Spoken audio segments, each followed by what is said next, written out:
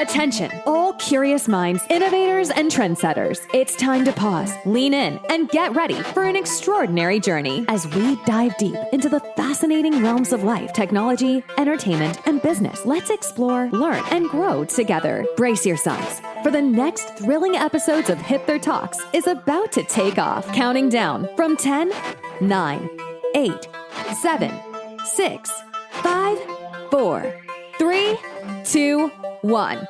And here we go. Hi everyone, Zoltan here. We're back again this week with Hipther Talks, and we, for some strange reason, sticking to the iGaming subject because in the past years it was only 10% of our episodes that focused on iGaming, but now I don't know why. Over the past 4 weeks we've been focusing on iGaming, but that's not a problem.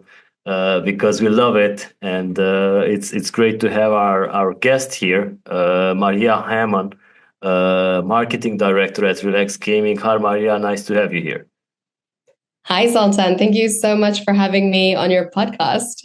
I'm really happy to be here. All right. So again, this time we are having, like last week, another podcast host on our show. Which is awesome. We keep having podcast hosts and live stream hosts on our podcast. This is good. We're also learning from them. But before we dive in, I'd just like to thank our audience, because after 4 years, this is the first time we get fan mail. So this was our first message in 4 years. It came via Spotify. It says, absolutely loving Hipther Talks podcast. Every episode is packed with insights, expert opinion, and industry trends. No fluff, just valuable takeaways. It's Alex Reynolds from Spain, an iGaming and tech enthusiast. Thank you, Alex. So fans, hit that fan mail button, send us messages. This is the first one. Wow, it's great to hear. So we have this small tradition here on Hipther Talks that we would like to give our guest the moment to share a few words about themselves. So, Marija, let our audience know who they're dealing with today. Of course. So my name is Marija Hammon. I have an educational background in communications and psychology, and also a dual master's degree in integrated marketing communications, and also business administration as well. I have 13 years of experience in marketing and branding. I started off as a marketing executive for an entertainment company, and then moved on to work on the agency side as a brand strategist, then over to the FMCG world for a couple of years managing hair care and beauty brands before joining iGaming with Katina Media. That was my first role in the industry. And I have been at Relax now for just under 6 years. I have moved through the ranks at the company. I joined as brand and communications manager to help establish the corporate brand, and then moved into product packaging, and then over to the marketing department again as head of marketing when I started leading the department, and now my current title is marketing director. Wow, that's one great career until now. I was wondering when you're going to mention that you entered the iGaming industry, because this is such a mixed crowd here. So yes. Congratulations on winning this Positive Role Model of the Year award last year in 2024. So what does this recognition actually mean to you, and how do you aim to inspire others in your role as marketing director at Relax Gaming? Honestly, I was absolutely blown away by winning the award. I was honored to even be shortlisted for the category. And I was actually at the ceremony, predominantly celebrating my colleagues who I thought would be winning the awards themselves. And yes, when my name was called out, it was just a moment that really blew my mind. The category is a really special one to me personally because creating a positive impact is something that I have always desired and worked towards. Obviously, it's a wonderful reflection of true dedication and passion as well. I'm committed to inspiring others by championing integrity and inclusivity. And I always aim to drive success in campaigns that I work on and also to foster a culture where other people feel empowered to be their best selves. So it was a really special award to win. It's great to hear that, and it's great that these award hosts are adding categories that just not only focus on operators or suppliers or just C-level executives. We've seen that last year when we launched some individual categories at our awards in Warsaw, and yeah, we selected people that were from marketing and from even from compliance. Yeah, like you said, these people are usually there at the awards celebrating others and the C-level executives Yes. and their companies, but never receive awards themselves. So it's finally time that somebody pays attention. So yeah, and this is amazing because we saw on social media, and that's why I added this question to our podcast, because last year it was your first time being on stage at SBC Lisbon, right? So this has been something like a forming of an accomplished public speaker now. So, how has sharing your insights shaped your perspective on leadership and marketing? And of course, being the first time on stage, how did it feel? So that was my first time on stage in my professional career. So it had been about 20 years, I believe, since I had stepped onto stage in front of such a big audience, especially. And it was wonderful. I was actually on stage twice at SBC Lisbon, two back-to-back panels.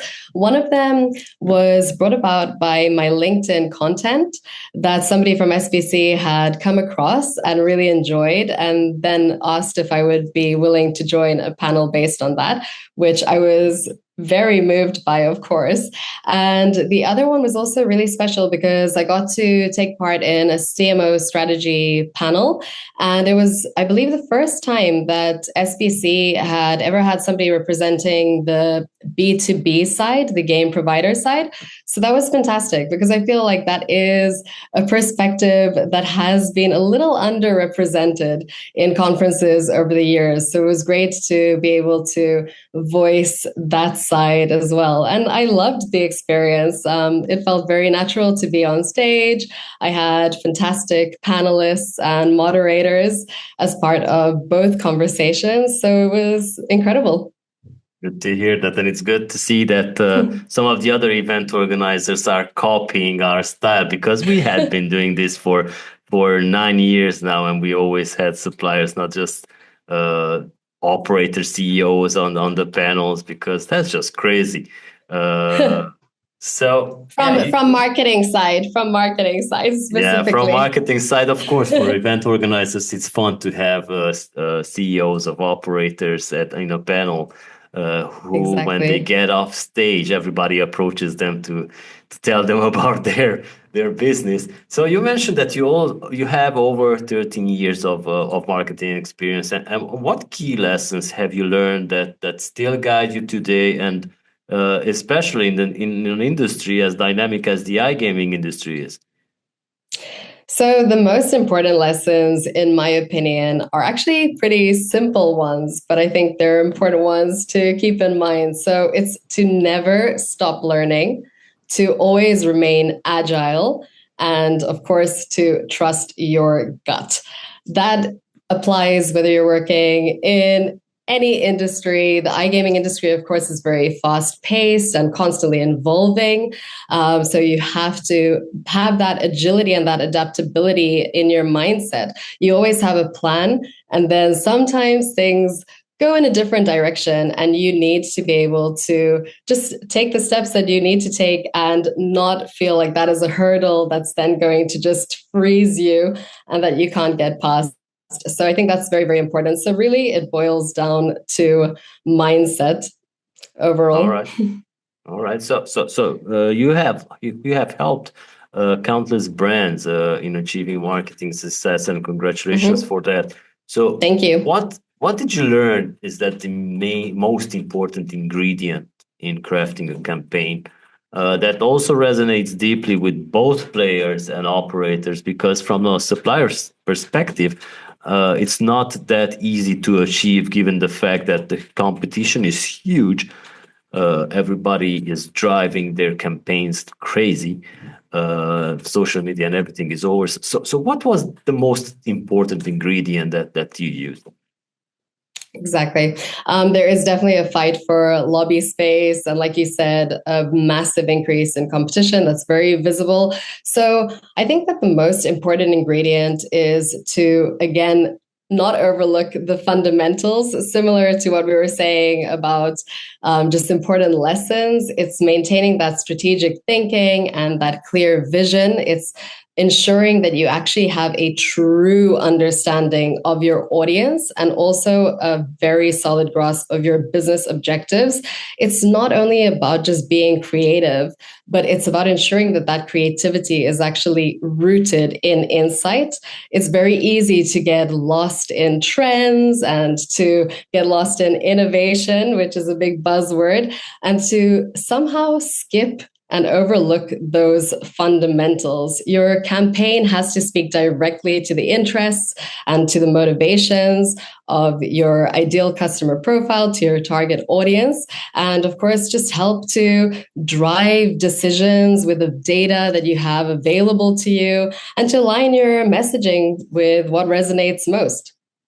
All right. So yeah, definitely innovation is a buzzword which has been fueled by poor use of AI, because this goes next to unpacked and energize. These are Yes. the words that usually come out of ChatGPT. So most probably that's why many have been using. And it's crazy to see that even with ICE, I saw many posts that were images were created with AI and logos, blurry logos, text being created with AI with just emojis everywhere, no originality. And then just recently, today, I saw a post about a fake person who is going to attend the SBC Rio. Some C-level executive who probably won't be there because you can see that it's a fake image generated by AI who is calling people to come to their stand. Wow, so this is getting out of control, and this is why I want to touch base on the video content, because it has become somehow a core strategy for many brands. It's we can see when we use social media that every maybe 4 or 5 fifth post is a video. So how do you balance this with the more traditional methods to ensure that you are reaching the diverse audience effectively? Because not all of them consume videos as well. Some might have their phone on mute without just like scrolling the feed and not seeing the videos.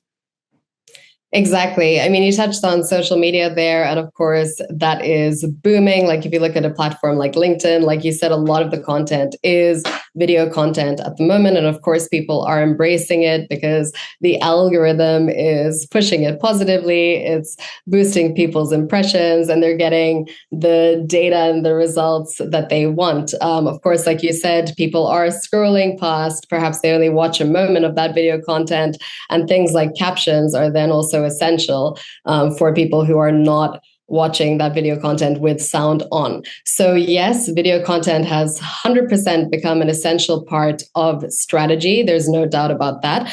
But in my opinion, traditional marketing still holds very significant value, which we shouldn't overlook or take lightly. So it's really just about achieving that balance. Video is very powerful for engagement and even for emotional connection as well. But traditional channels, whether we're talking about events or print or direct communication, still help to establish trust in many ways and also reinforce relationships. And it's also about how your audience consumes data and what you actually need to bring across. So the key is really to just understand your audience, like we said, and to choose the right mix of strategies to get the message that you need to get across to them in the most efficient and effective way. Yeah, and also probably have authenticity, Of course. and of course have expertise, because anybody can now create videos without expertise. But if you start looking and digging around them, there's nothing.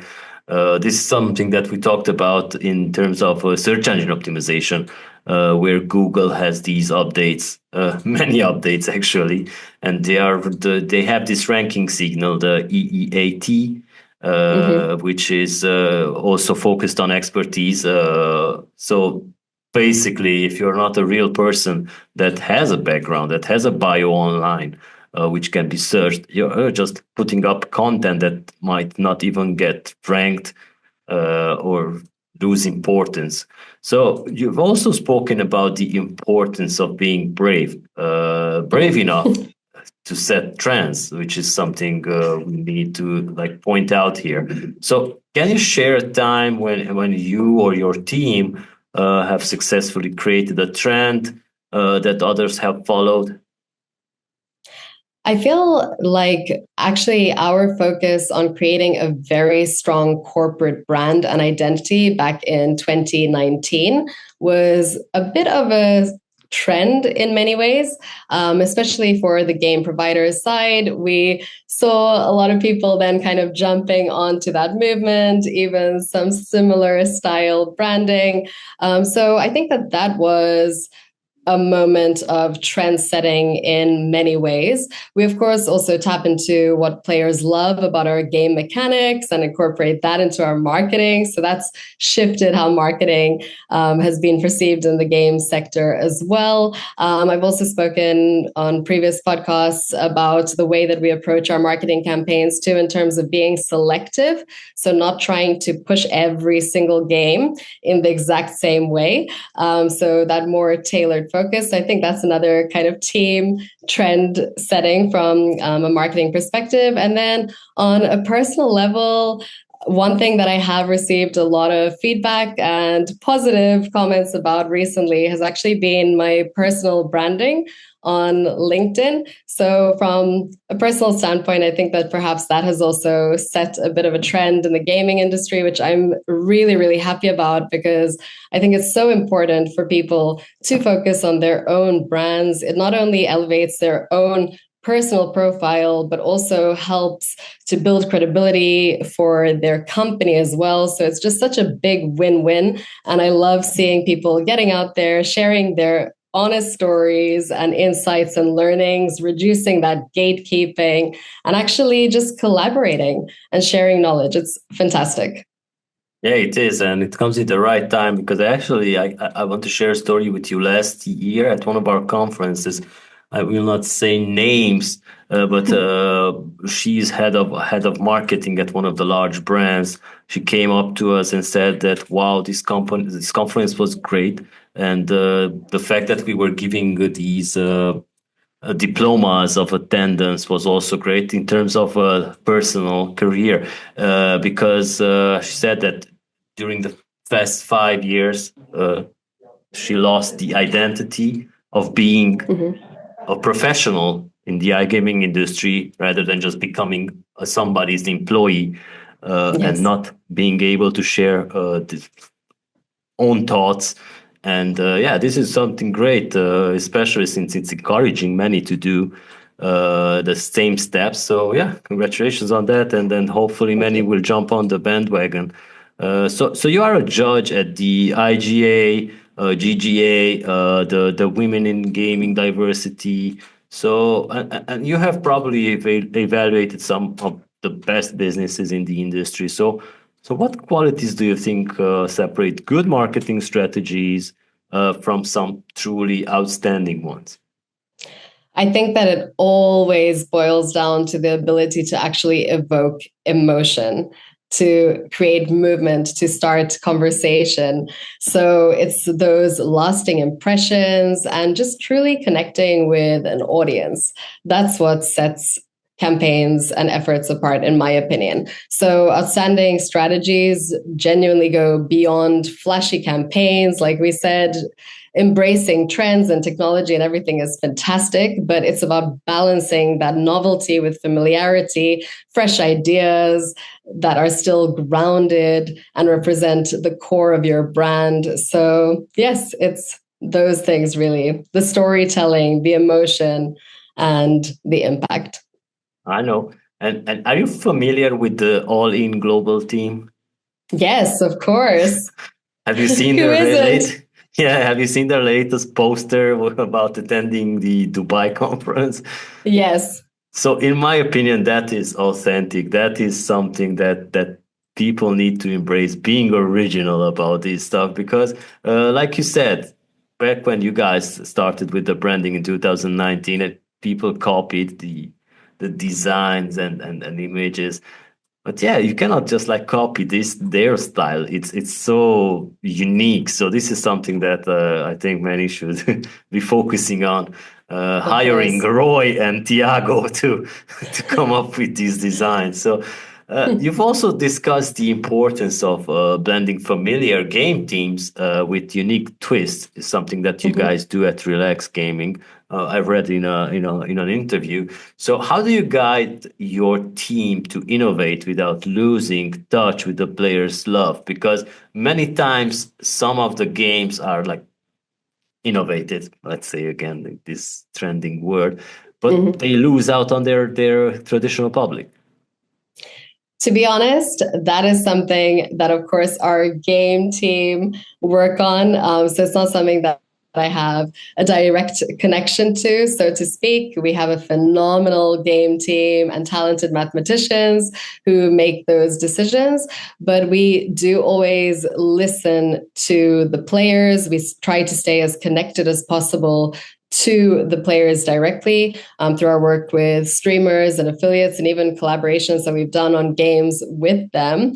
And of course, listening to operator feedback and feedback from the market overall, and just understanding what it is that drives players and connects players to our games. And then, like we said, just maintaining that familiarity and what they love about what we create, and then adding onto that to make it a new playing experience.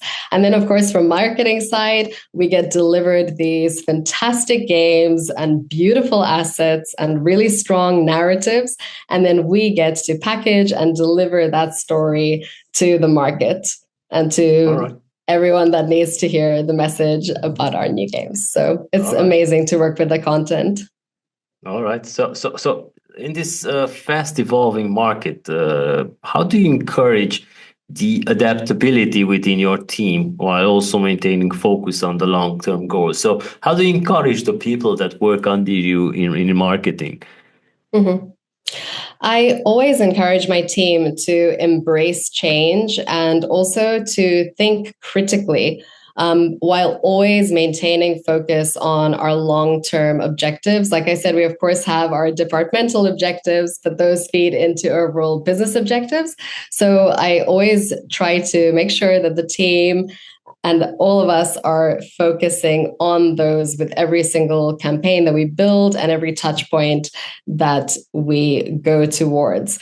So yes, it's important to keep an eye, of course, on where the industry is going so we can position ourselves as a leader and continue to maintain that position in the market. But you do have to embrace that change and just not be afraid to try things. There is no real fail, in my opinion, as long as you know how to actually take that lesson then and move forward and create an even stronger push the next time. So that's the approach that I always try to drive with my team. All right, congratulations for that. So my question is about this. You're an advocate for diversity and inclusion, and I'm going to be the devil's advocate over here because there have been a couple of years when this topic has been pushed, and it's been pushed hard. We always supported it, even hosted many sessions about underrepresented groups which are outside the scope of the big conferences which they cover, because it's mostly about women in iGaming, but we also talked about skin color, nations, talked about sexual orientations, because that's what it's all about. Because if you're talking about the big picture, do you think that we still need to talk about women being misrepresented in the iGaming industry, or this we have gone past this and we need to be focusing on something more inclusive, or maybe empowering the underrepresented groups? I think that both diversity and inclusion are just a non-negotiable, in my opinion. I mean, in many ways, like you said, it's almost sad that we're still discussing those, but there's obviously a clear need for that. And the industry has taken amazing steps for years, celebrating and creating spaces where women and even minorities can thrive. And I mean, that goes from hiring to mentorship opportunities, groups where people can discuss and share information as well and feel supported. So yeah, it's really just about offering equal access to growth, equal access to leadership roles, and ensuring that diverse perspectives are represented and heard at all levels of organizations. So yes, I mean, in many ways, I wish that we could say that that could take a complete halt now and like the job is done. And I think we are very lucky to work in an industry where those movements are being made and everything is going in a very, very positive direction. But I think that many people still feel like there is work to do. And of course, the main goal is to actually not even have to use gender or anything before titles. I mean, I don't personally love it when someone goes, "What's it like to be a female leader?" I mean, like, I am a leader, and I don't feel like that gender placement needs to happen before the title. And I mean, there's many, many examples like that. So yes, I think that the goal is to get to that position. And sometimes people feel like the gap is almost widened when you add the gender before, or the minority group, or reference to someone who feels or is underrepresented. But still, I think that that recognition and those spaces where people are getting the support that they're getting and do have their moment to shine and be represented and have conversations that need to be had are just still so important. All right, so you get my point. So basically, Totally. You already feel that, okay, you have climbed the ladder, basically like everybody else, and you don't no longer need that label added in front of you. So that's good. And this is it's like you do and you don't, like I said, because of course, I personally feel like I don't need that label, and I've never. But many are thinking exactly the same. Exactly. So this is good that at least we reached the level. And a lot of people still find that very inspiring. They still like to know that they can achieve a certain career path, or that they can get to a certain position being in a minority group or a particular gender. So, yes. All right. So that's good to hear. So let's get back to marketing again. Yeah. So that for our listeners who are looking to enhance their marketing game, are there any beginners or seasoned professionals that you maybe would like to point out in the industry? And what do you think are the 3 actionable tips that, let's say, startups can implement today? I think that when it comes to the tips, I'm going to sound very repetitive here, but I think it's just so important, like we said numerous times, to know your audience and also have a very good grasp of what it is that actually makes you unique. You need to understand the pain points that you're addressing, the motivations, desires, and to tailor your message to really tap into all of those. So it's very important to have your USPs defined as a company, like genuine USPs, not innovation, we said, or innovative. Like, what are you offering that is different and that sets you apart? I think that's something that people really need to keep a hold of. And the same thing applies when you're working on a campaign for something specific, like a game launch or anything else that you're doing. It's very important, in my opinion, to craft that core message as the very, very first step, and also your sub messages, and then build everything else around that. When you have that clearly defined, everything else falls into place. So focusing on the fundamentals, really, I keep pushing it, but it's just so important. And then another important one, of course, is to keep things simple. There's that acronym, which is very commonly used, KISS. Keep it simple, stupid. And basically, it's just combating the fact that complexity really can be the enemy of clarity, and just the importance of focusing on very clear, concise messaging that communicates your value to your audience. And then, of course, as we said, we live in a phenomenal age and time when we do have access to a lot of data. So it's important to make sure that you use that data to your advantage and to your best ability to guide your decision making and to ensure that your campaigns are effective. Of course, measurability varies depending on the activity that you're doing, but where you can, I think it is important to make use of that data. All right. So basically, all the innovation can come from the marketing part because the products mostly are already innovative. There's no breakthrough in terms of new things appearing like it was maybe in 2014, 2015, when in the sports betting industry, the in-play betting and the live betting came in. So, yeah. Let's also talk as a closing question about the vision for the future.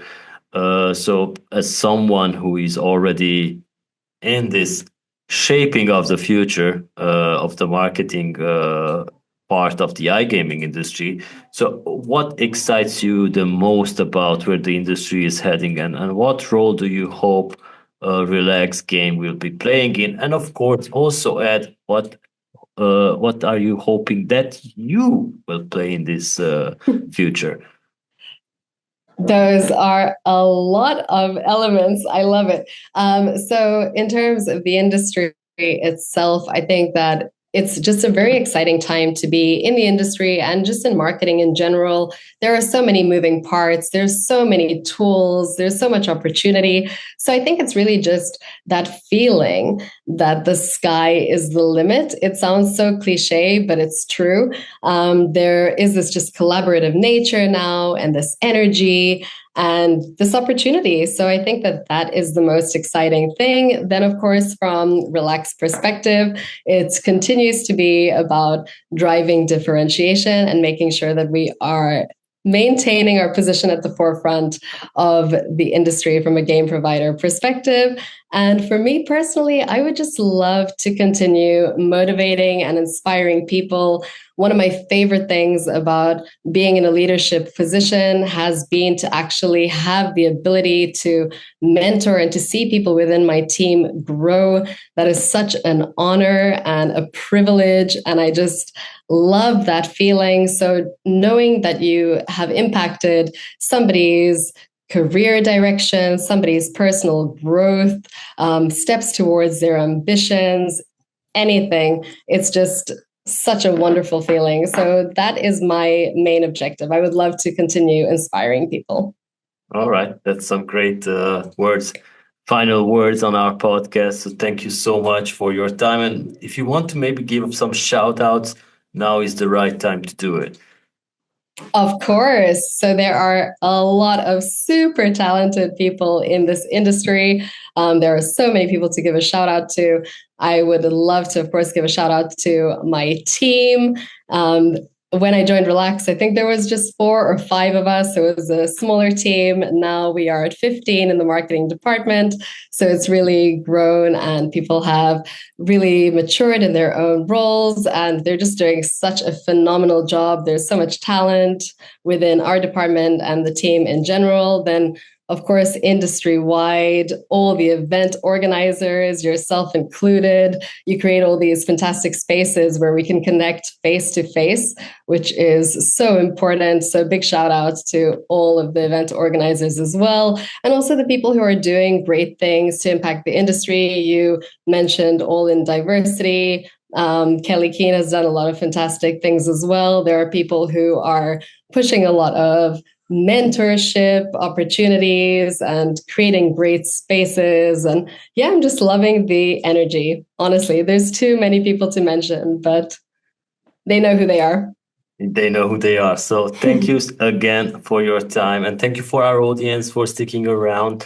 Like I said at the beginning, we finally had our first our fan mail on Spotify. So make sure to hit that button and send us more messages. We will read them out, of course, when the podcast is going live. So thank you again, and we will be back next week with more crazy stuff. Take good care, everyone. Bye. Bye. Thank you, everyone. And that's a wrap for this section of Hipther Talks. Thank you for being a part of our journey today. Don't forget to tune in next week for more insights and discussions. Stay connected with us on Spotify, YouTube, Google Podcasts, Amazon Music, Apple Podcasts, and more. Until then, keep exploring and keep growing. We'll see you next time.